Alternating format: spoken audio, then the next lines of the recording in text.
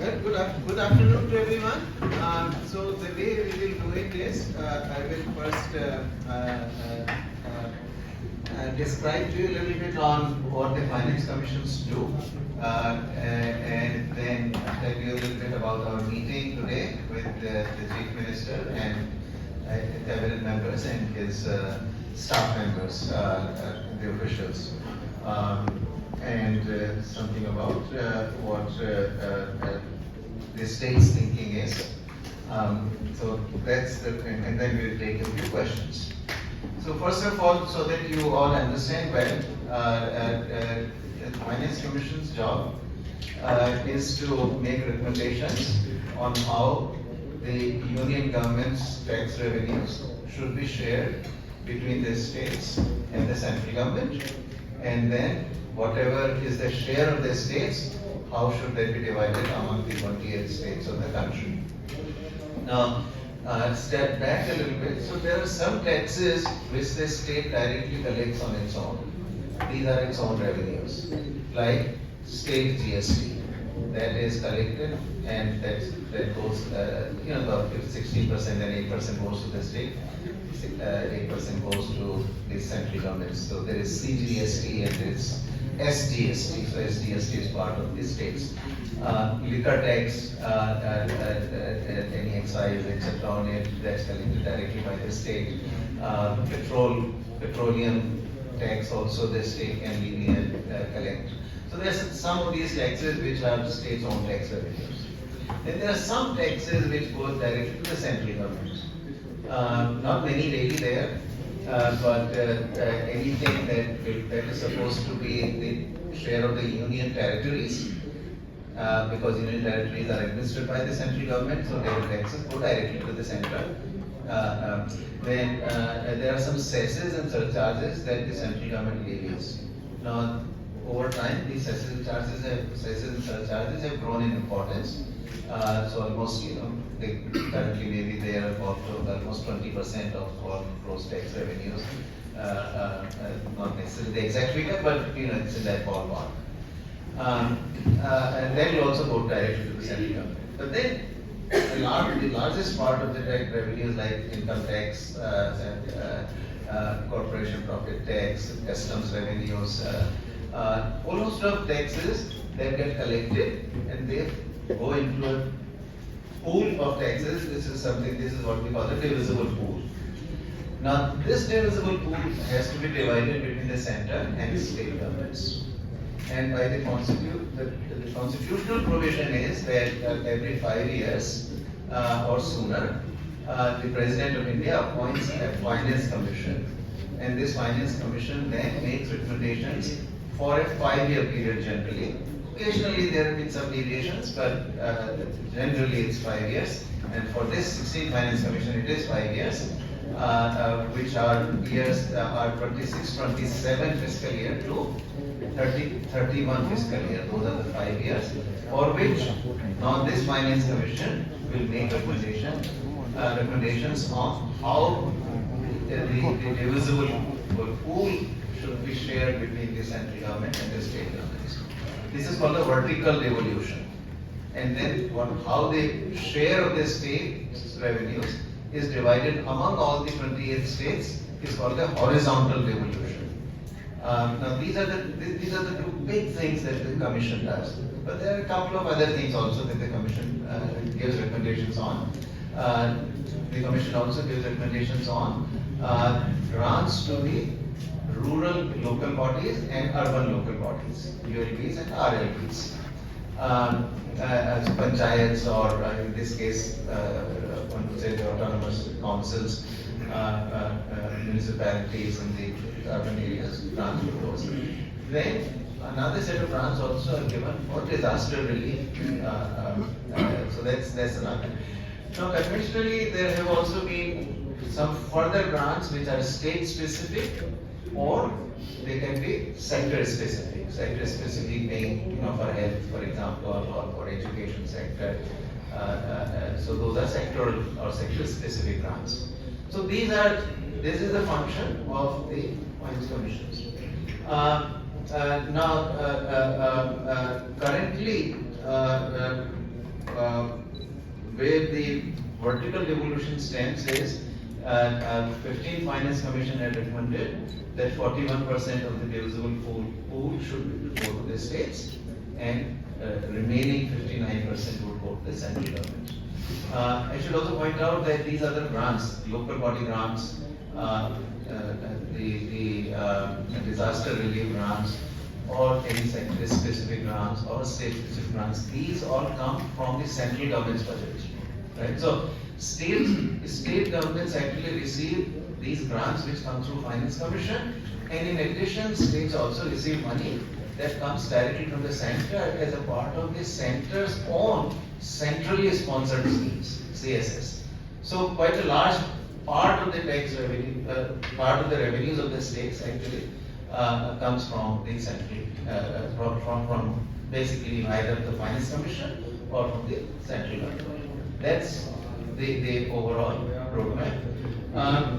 Today we met, so the Finance Commission has had the tradition of conducting very wide-ranging consultations, and perhaps the most important part of that component of that consultation is the consultation with the state governments. So it visits every single state, and so we have been doing that. We have already visited 18 states, Mizoram is 19th, and we have 9 more states to go. So this process will continue till about early June. So our last visit will be to Uttar Pradesh in early June. We also consult, like we have consulted all the past 3 or 4, the chairman and the members, whoever were available of the last 3 or 4 commissions, from the 12th, 13th, 14th and 15th. We have also consulted, we are also consulting very widely with the ministries of the central government. Then there is also consultation done with the experts in each single state. So this we did under these guys are called regional consultation. So we will go to the north region, south region, eastern region, western region, northeastern region. So that also we have done. So these are the various forms of consultation that we do.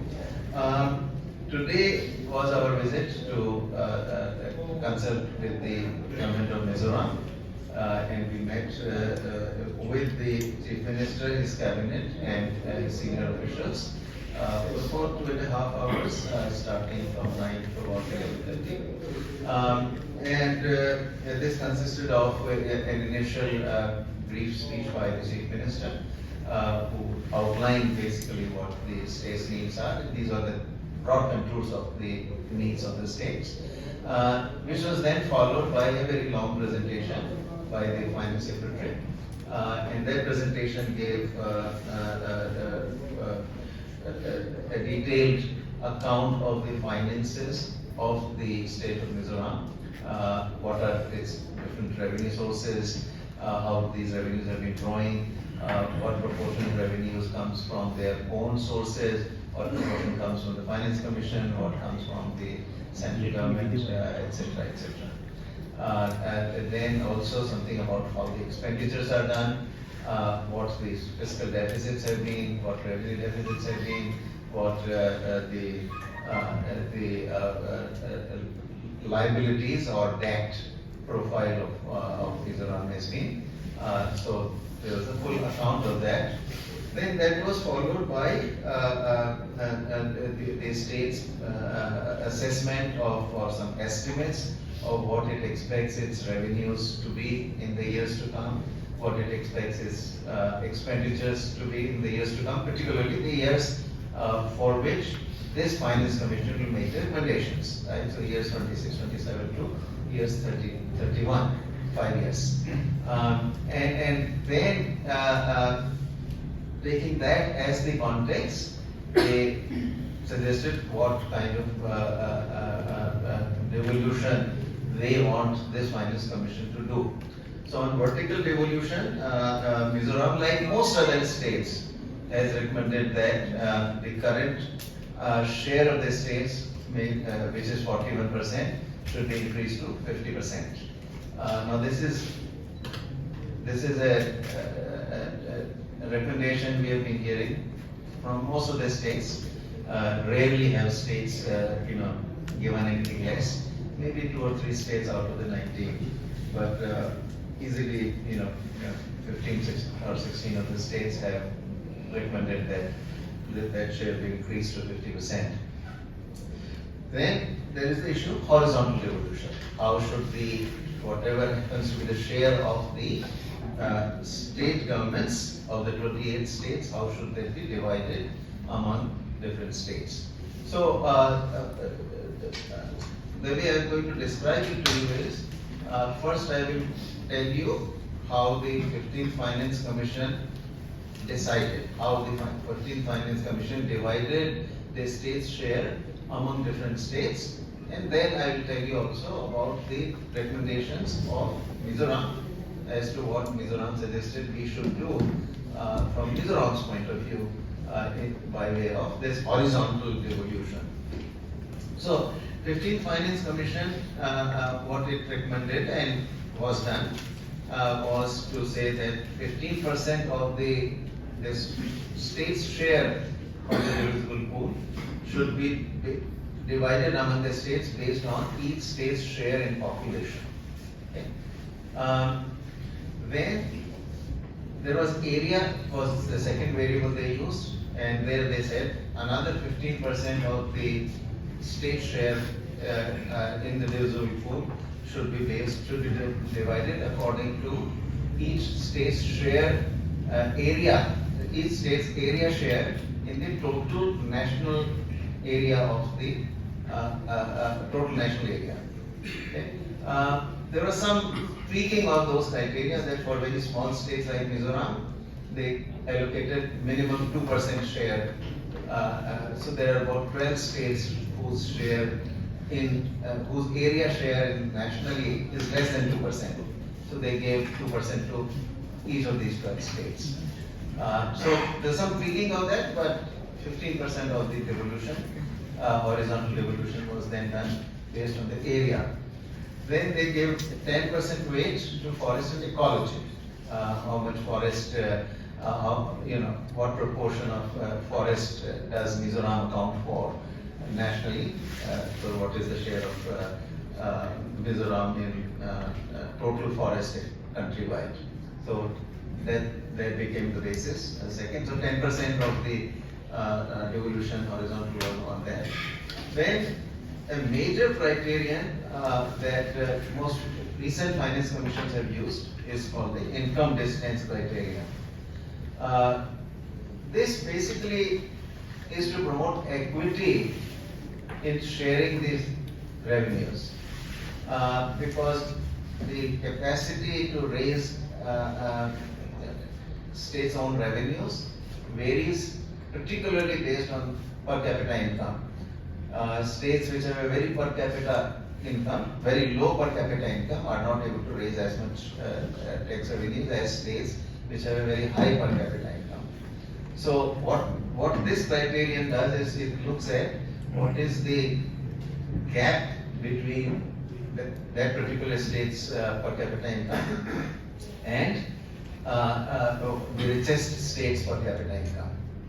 So let's say that if the gap may be like 50%, 60%, then that gap determines the share of the state. So the larger the gap, meaning poorer the state, the more the devolution based on this criteria. So as much as 45% of the state's share was divided among the 28 states based on income distance criteria. So this is a very important, this is an equalization objective being pursued through this particular criteria, and this accounts for a very large part of the devolution, 45% in the case of the 15th Finance Commission. Then tax and fiscal effort, then it also said that some reward should be given for states which make good effort in terms of trying to raise their own tax revenues. That was 2.5%, very small weight. Then there was demographic performance, which was the total fertility rate. The lower the total fertility rate, the higher the devolution. And so 12.5% was the weight for that.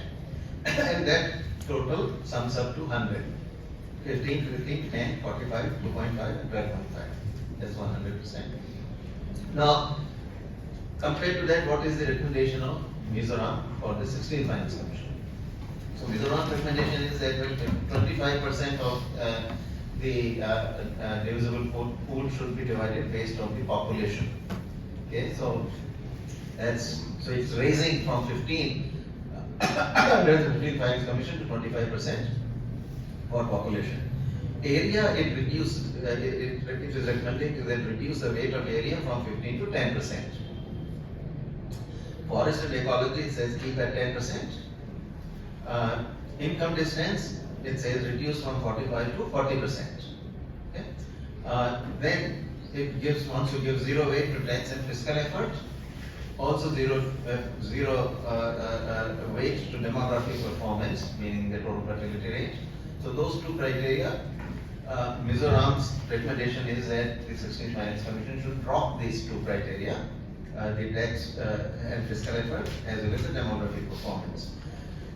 Instead, it says that include a new criterion which is based on the achievements by the state on SDGs, the Sustainable Development Goals.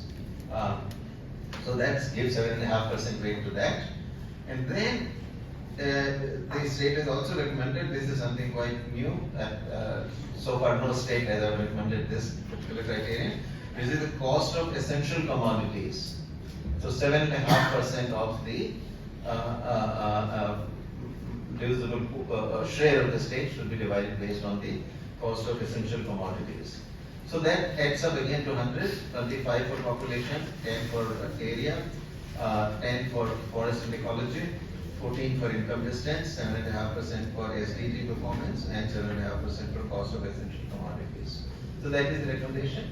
Then there are some recommendations regarding the local bodies, one of them being that 15th Finance Commission had a large part of the local body grants which was tied to a specific use for maintenance of the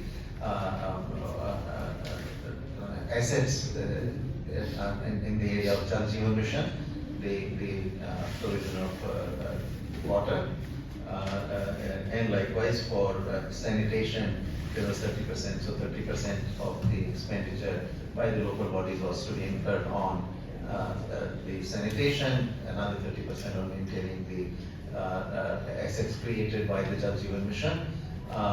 So the state's recommendation is that reduce the share of tide, make it untied as much as possible. So that is, then on disaster relief, they said that it include some criteria which are not currently used by the 15th Finance Commission, such as fires and the 2 or 3 criteria that they suggested, which should be included, which currently are not there, but fire, landslides, and cloud bursts, which impact Mizoram but are not part of the current criteria used by the Finance Commission. And there are some project specific and state specific grants also that they gave proposals for. So that's the overall summary of what we have done. Now we'll take 3 or 4 questions and conclude. Yes, sir. Regarding post-devolution revenue deficit plan, will 16 Finance Commission will continue PDRG post-devolution revenue deficit plan? Will we continue?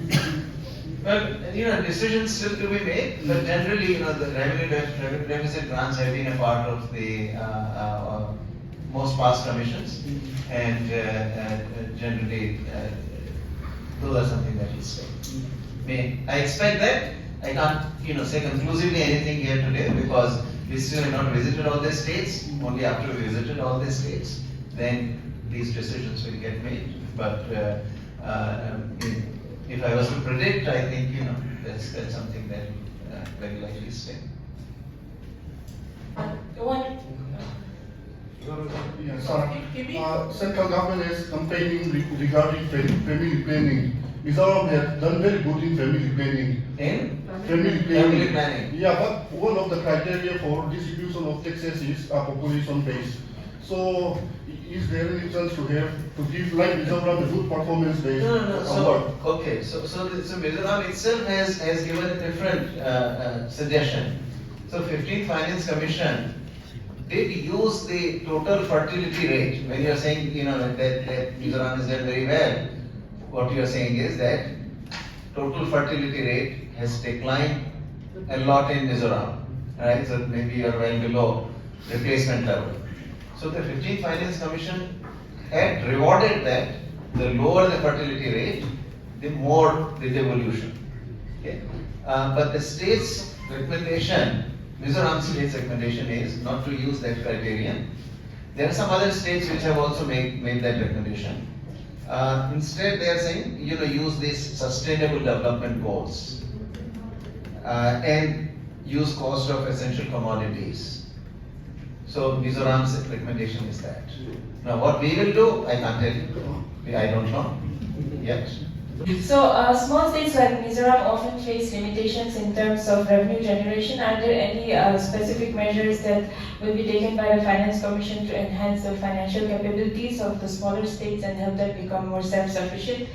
And also, how is the Finance Commission addressing the welfare of indigenous tribal communities and ensuring that there's equitable distribution of resources for their development?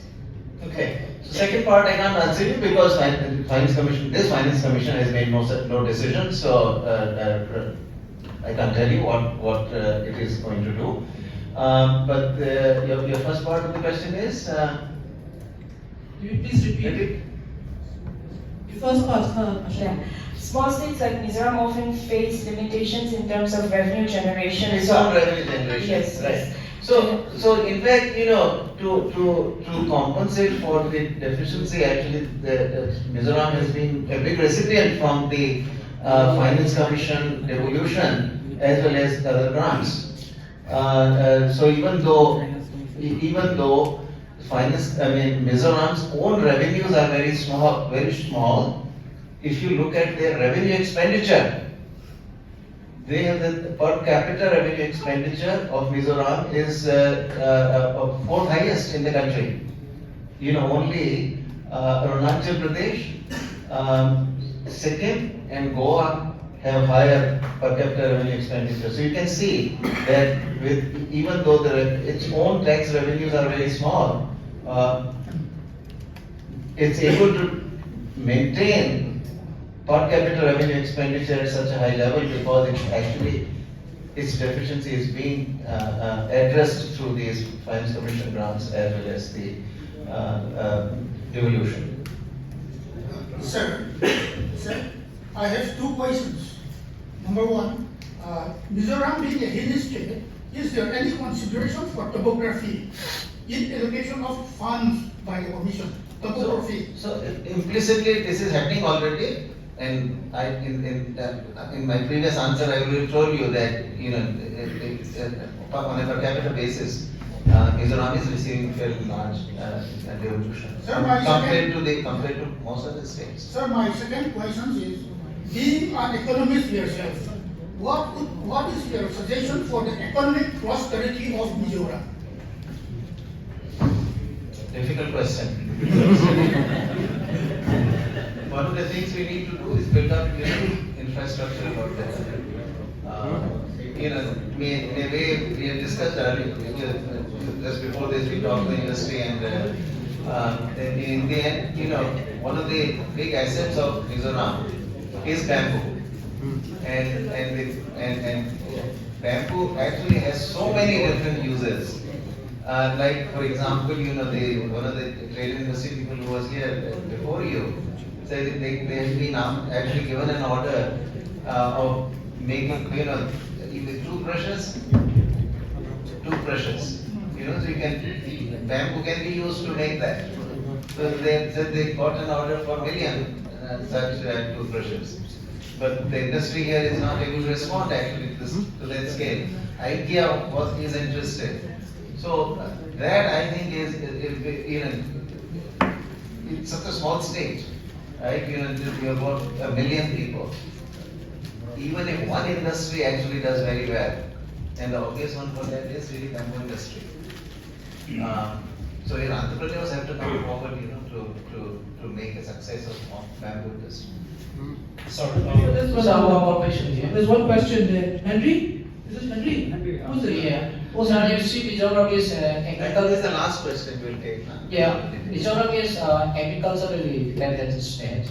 Around 70, more than 70 maybe, I'm not sure, are dependent on agriculture. Then in the 2022 to 23, I think economic survey. So the state records around 30% growth in gross domestic products.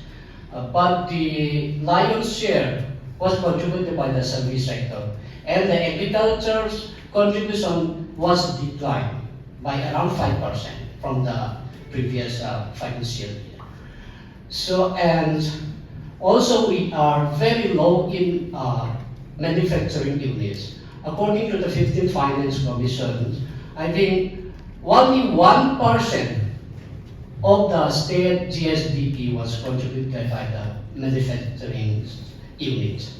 So, is there any provision from the Finance Commission to accelerate this agriculture sector and manufacturing unit in the state? So I think the numbers on manufacturing are correct. Yeah. At least, I don't believe that is a right figure, but that is what you see in the CSO data. It is less than 1% for manufacturing. So I've asked the state to, verify. I mean, to me it looks extremely small. I've not seen any state where manufacturing is less than 1%. So data need to be verified also. But I think agriculture is not, workforce in agriculture is, check it, I don't think it's 70%, it's a bit less. But it's large, very large.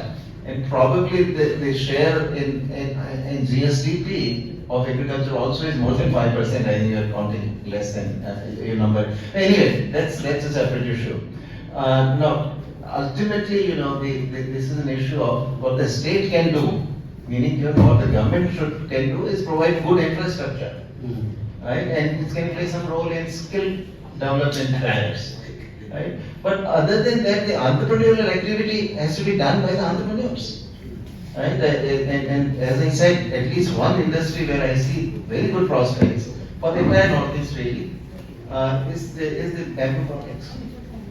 That industry still has not taken off, but I still remain very optimistic that they ought to take off because, as our friend from the industry said here about half an hour ago, the labor costs and all the other costs have risen in China. I mean, China is a big exporter of furniture in general, but also bamboo furniture in particular, and other bamboo products. I think Northeast here ought to eventually replace China as the big manufacturer and exporter of bamboo products. So that's where I think some of the future lies. But that's not an activity that the state can do. State can help with the skills, maybe in looking for investable funds a bit. But beyond that, entrepreneurs have to ultimately step up. Sir, one last question. I'm from Journalist Union and I'm the president of Mizoram Journalist Association. So my question is that we have only one airport, that is Tihluih Airport. Now that is the only state-run airport in the whole India. It's a big problem. It's a headache for state government, so they cannot manage properly. The state government is trying to transfer to Indian Air Force, but the people are reluctant. They are objected. All NGO objected. So, can you bail out? Do we have any plan to bail out this in this regard for this Tihluih Airport? Why are people objecting to that? Sharing our own entity. Sharing with defense force may be a problem. Sorry? Sharing with defense force may be a problem for security. So there are 5 or 6 airports are countrywide which are in this kind of joint arrangement between the state and the airports. you'll not be the first one to do this. There are 5 or 6 other airports that are run But, jointly we with have- the state and the Air Force. Airport, It's your own Air Force, it's not China's Air Force with which you are collaborating. I don't understand your objection. That's my view. yeah, that is our response. If you get to yell out,